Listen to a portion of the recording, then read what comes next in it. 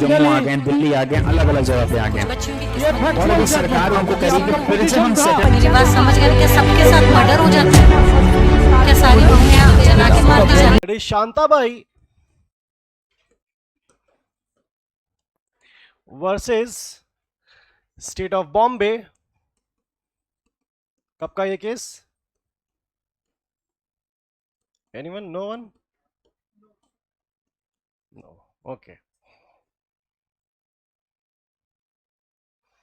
कभी कभी इसको शांतिबाई भी लिखा है कहीं कहीं, बट याद रखना करेक्ट वन तो शांताबाई ही है, लेकिन शांतिबाई भी मिस्टेकनली लिखा रहता है। It is the same case law, ठीक है। चलो इसे लिखो। It was held that it was held that if the owner of the tree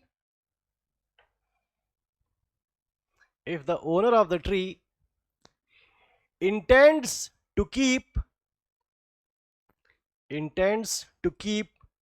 the tree alive,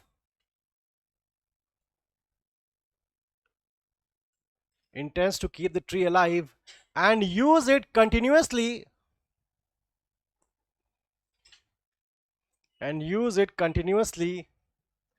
for taking benefits from the tree,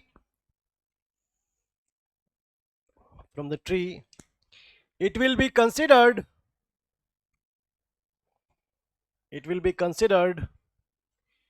to be an immovable property.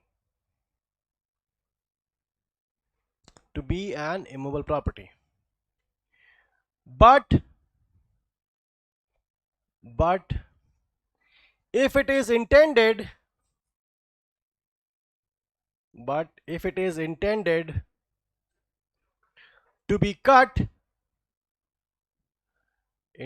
to be cut and used for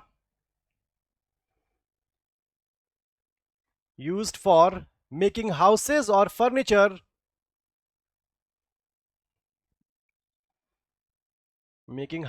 furniture, then it will be considered as a standing timber,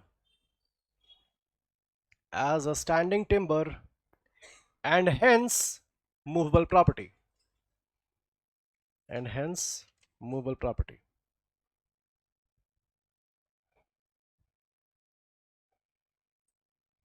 ठीक है।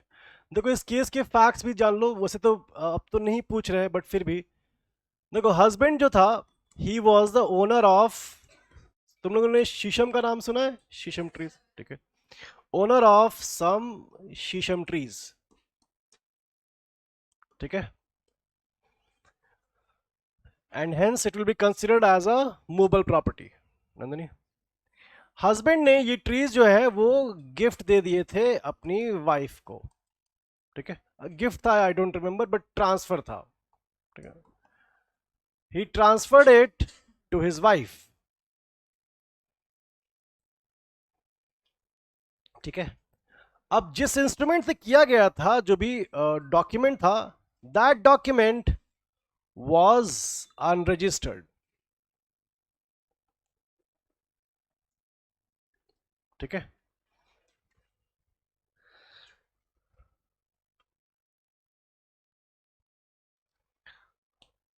अब बाद में जो forest officials होते हैं वो लोग इस प्रॉपर्टी पे क्लेम करते हैं और बोलते हैं कि जो फॉरेस्ट प्रोड्यूस ये लोग करेक्ट कर रहे हैं, that is actually the property of the government, ठीक है। अब फॉरेस्ट ऑफिशियल्स क्लेम करते हैं कि ये गवर्नमेंट की प्रॉपर्टी है, और ये कहते हैं कि नहीं, ये मेरे हस्बैंड की प्रॉपर्टी है जो कि उन्होंने मुझे ट्रांसफर की थी, ठीक है। अब इस बात पर डिस्प्यूट आता है कि ये ट्रीज का ओनरशिप फिर किसके पास है, ठीक है।